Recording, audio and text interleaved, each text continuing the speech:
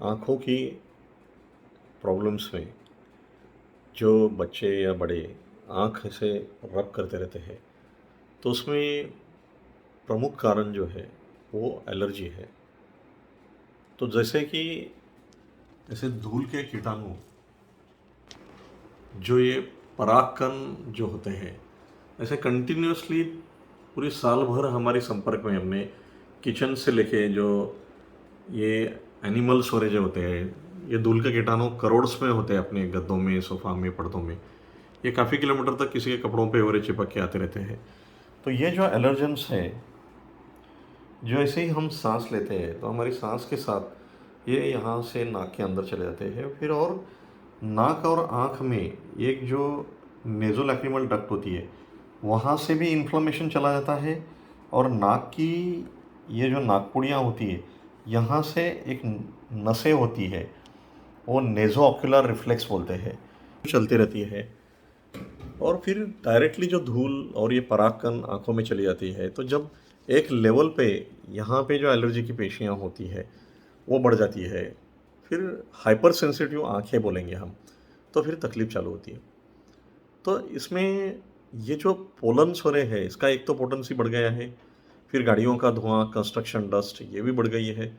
इसकी वजह से जितना भी रब करेंगे तो वो हमें दिखते तो नहीं है। जो वहाँ पे इन्फ्लेमेशन हो चुका है, अंदर से जो सूजन है, उससे वो रब होती है आँखें, और उसका नुकसान भी होता है। फिर ये पेशेंट्स को जो है जाके over the counter medical stores में जाके वो ड्रॉप्स लेते हैं। उसमें जो कॉमनली पायरिमोन और जैसे आई ड्रॉप्स होते हैं, जिसमें स्टेरॉइड्स है, वो बार-बार पेशेंट्स यूज़ करते रहते हैं। तो उसके भी फिर वापस साइड इफ़ेक्ट्स होते हैं। उससे अननेसेसरीली इन्फेक्शंस भी हो सकते हैं सेकेंडरी।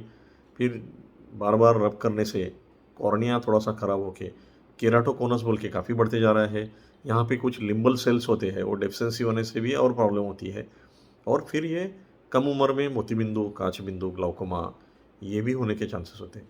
तो इसको अगर हमें प्रॉपरली मैनेज करना है, तो उसका अवेयरनेस बढ़ना ज़रूरी है। प्रॉपर आँख के डॉक्टर की सलाह लेके, और बच्चों के डॉक्टर होने दो, एलर्जी स्पेशलिस्ट, ये तीनों का इसमें काम है। और कुछ स्पेसिफिक, एक्यूरेट, स्टैंडर्डाइज, अचूक प्रकार के एलर्जी टेस्ट करके अगर वो ढूंढ के अगर उसके ऊपर हम स्पेसिफिक प्रिकॉशंस लेते हैं, तो काफ़ी पैमाने में फ़ायदा होता है। और जो पेशेंट्स में इनमें से कुछ चीज़ों को हम नहीं टाल सकते, जैसे डस्ट माइट्स है, कुछ पोलन्स है, उसको हम डिसेंसिटाइज एलर्जी वैक्सीन या इम्यूनोथेरेपी कहते हैं। जिससे क्या होता है कि ये जो एलर्जेंस है, इनके ऊपर एंटीबॉडीज़ तैयार होते हैं अपने बॉडी के अंदर, और फिर उसका टॉलरेंस डेवलप हो जाता है, जिससे वो नाक से या आँख में भी अगर अंदर चले जाते हैं तो उसकी रिएक्शन नहीं होती है और उसकी तकलीफ़ नहीं होती है।